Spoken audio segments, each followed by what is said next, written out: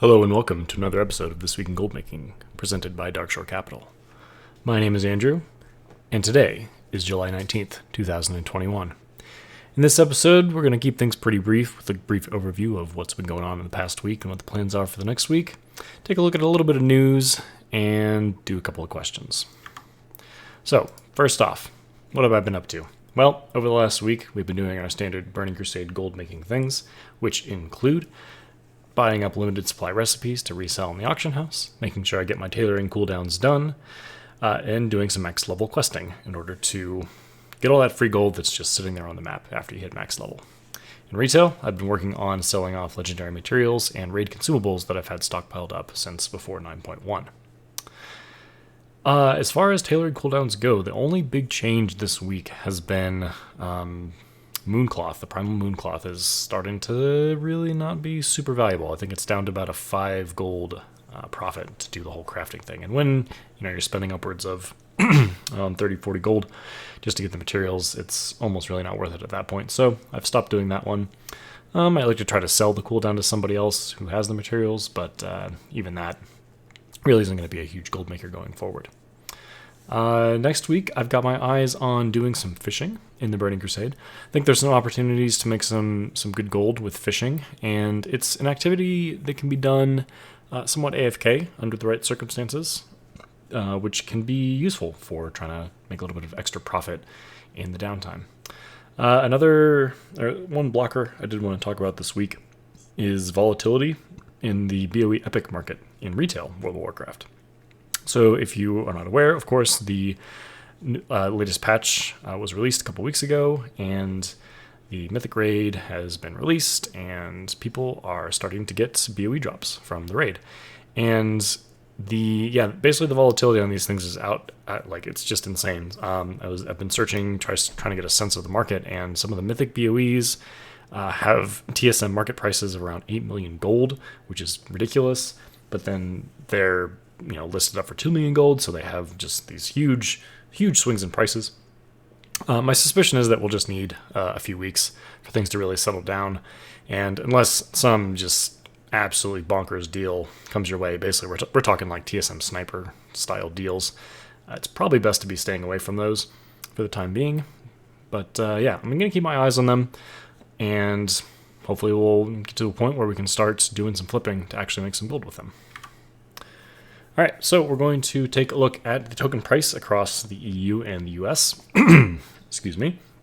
So, over the past week, we had a low of 234,000 gold on the EU side and a high of around 253,000 gold. So, if you're looking to purchase a token for use over the next week, I would aim to buy somewhere around the 230,000 gold range. And if you're looking to sell a token, I'd look to aim somewhere in the 250,000 gold range if you're on the European server. For the US servers, we have a low of 167,000 gold, a high of 185,000 gold. Those, of course, being the price targets. If you're looking to buy a token, 167,000 gold is your price target. If you're looking to sell one, you're going to look for 185,000. Not a huge change overall from the last week. I think that's about to be expected. No huge changes. The only real difference from last week to this week has been the release of the Mythic difficulty of the newest raid, which, in theory, you could see some people, wanting to sell some tokens to get a little bit of extra gold. But I think most of the people who are truly serious about raid progression have been prepared enough, at least with enough gold going into this, that they're not needing to kind of emergency buy tokens and therefore influencing the price of it too much one way or another. So kind of a light news week on the gold making side of things, at least. The only real piece I could pick out from all the various things going on in the World of Warcraft at the moment is we have confirmation that the Brutisar auction house mount has been added to the unclaimed black market auction house containers. If any of you are not aware, there's a auction house in World of Warcraft that's an NPC-driven thing, and it periodically just puts up very either rare or unobtainable otherwise items up for auction. And one of those items is a unclaimed container, which is basically just a random chance of getting anything that could pop up on the black market auction house. And up until now, we didn't actually have confirmation that the long boy mount could show up in these unclaimed containers. But there was a blue post, and now we know for sure. So if you're feeling really lucky, you could, and you still don't have an auction house mount, there's one way you could maybe high roll and get one for cheap. So no changes item-wise on the Bullish and Bearish screen this week. In the Bullish column, I still have Shadowlands Legendary Materials and Raid Consumables highlighted, since those are kind of the hot commodity at the moment, at least in my opinion. Alongside those, still very, good things to do for gold making. Callings and mission tables in retail if you're in the Burning Crusade, and in retail as well. Make sure you're doing your cooldowns for any professions you have. Any cooldown that you leave not on cooldown is basically just leaving free money on the table.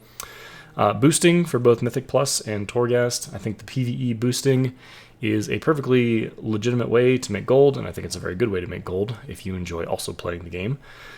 So yeah, I'm going to leave that one in the Bullish column for now. Obviously, there's some issues with the patch being so soon and gear being a potential problem that it might not be the most accessible thing for everyone at the moment. But as time progresses, it of course becomes more accessible. And then lastly, Callings is always a very solid way to just make some gold in retail World of Warcraft. You just go play the game and you are rewarded with gold. It's wonderful.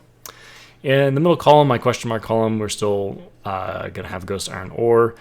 Raid BoEs, again, with the volatility on those, really up in the air. I would definitely approach those with a lot of caution. Then, of course, Evergreen gold making methods. Depending on what your preparation for 9.1 was, this one could actually be a bit more of a bullish one, since if you did not have anything particularly prepared, falling back on your old reliable stuff is always going to be a useful and reliable way to make gold. And then briefly to recap the Bearish column, we have anything that just doesn't require a whole lot of effort to get up and running when it comes to crafting is really not the greatest place to be. It just requires a lot more effort to really kind of eke out any kind of profit. And it becomes much more about what price can you acquire your raw materials at, as opposed to can you actually perform the act of crafting things. So things like Shadowlands Alchemy, Shadowlands Enchanting are both very, very easy to level and get up to max level. Therefore, anyone who has any interest in doing these whatsoever can do them with very minimal amounts of work and investment. So you're basically just in the game of how cheap can I get the materials. Raw gold farms, again, really just not the best these days. Spending gold on a profession without a plan of what you're going to do with it, definitely would not recommend doing that, since a lot of professions can involve very heavily gold investments as well as time investments, depending on what you're going for. And if you don't really have a plan for why you're doing that, you're just going to be wasting your money and your time. And then lastly, in the Bearish column, I do have the Burning Crusade flipping, which is not one I ever really predicted being in there, but having watched the markets pretty closely for the past month or two since Burning Crusade has been out, there's not a whole lot of opportunity for arbitrage when it comes to buying low and selling high in Burning Crusade, at least not with the materials that I've been watching. The markets are very efficient, so making money by being a market maker is really not a very viable way to make a lot of gold. At least not that I found. Maybe if you get into some of the higher end BoEs, there could be some chance there. But even that, I think that the market for people actually buying those is pretty small, since they're very expensive and gold is quite hard to come by in the Burning Crusade Classic. Cool, so let's do a couple of questions. Number one, how are Veiled Augment Runes crashing so hard? This was a question I pulled from the WoW Economy Reddit, and it's actually one that I had for myself as well, because along with all the materials and consumable selling I've been doing in retail World of Warcraft since 9.1, the one thing that really kind of confused me was Augment Runes have just absolutely tanked. I think my cost basis for them was around 500 gold, and they're selling for 200, 300 gold, maybe, on my realm at the moment. Yeah, that's a pretty huge loss, actually. And the general consensus seems to be that access to mission tables and runes from the mission table is probably the main source of this.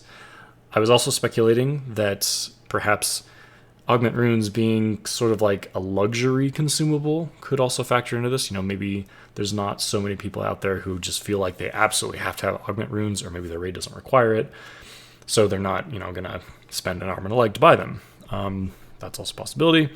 And then, yeah, maybe, again, with the mission table having lots of Augment Runes available, supply is just seems to have gone up, or maybe Blizzard tweaked the numbers in 9.1. I don't know, but sometimes you win, sometimes you lose. Even with things that seem to be a surefire win, there's no guarantee of success. So let it be a lesson to all that be careful what you invest in and diversify, because again, this is one out of many things that I had prepared for 9.1, and it's the only one that's actually lost money so far. So overall, still pretty happy. All right, then secondly, another question: is there gold to be made with excess enema? It's kind of a weird question. I don't really know how one would really come across excess enema, but it's possible to do in retail World of Warcraft. The one thing that somebody pointed out on the Reddit was you can technically buy just gear with enema, and this is like the order hall set. I always call it the order hall. This is the covenant set that you get while doing the campaign. Those sell for some amount of gold, and if you're an enchanter, you could potentially disenchant them if you're going to get more money for the crystal. So that's one way you can technically convert excess anima into gold. My recommendation, however, is that you shouldn't really be looking at doing anything like that until you've gotten your mission table to be self-sufficient. I believe it's possible for you, once you've got all your Sanctum upgrades unlocked and everything, to get to the point where you're actually net positive on anima gains from just running all your mission table missions. And until you get to that point, I think it's best to stockpile your anima and use it to get all your followers leveled up and all your missions unlocked. So that's my advice when it comes to people who have way too much anima. All right, that's going to wrap it up for this week. I do have a couple things I wanted to mention at the end of the video regarding things on the channel. So I know I've been sort of hemming and hawing on it for a little while now, but there will be a new hedge fund video this week. I've actually gotten some recordings for it. Obviously, I've been talking about it in the weekly updates with all of the selling of raw materials. So look for that later this week. Should have enough footage to put together an episode. And I do have another new series in the works as well. Not quite ready to release any information about that other than the fact that it's coming. So get excited. It's going to be something a little bit different than what we usually do. So hopefully it'll be fun.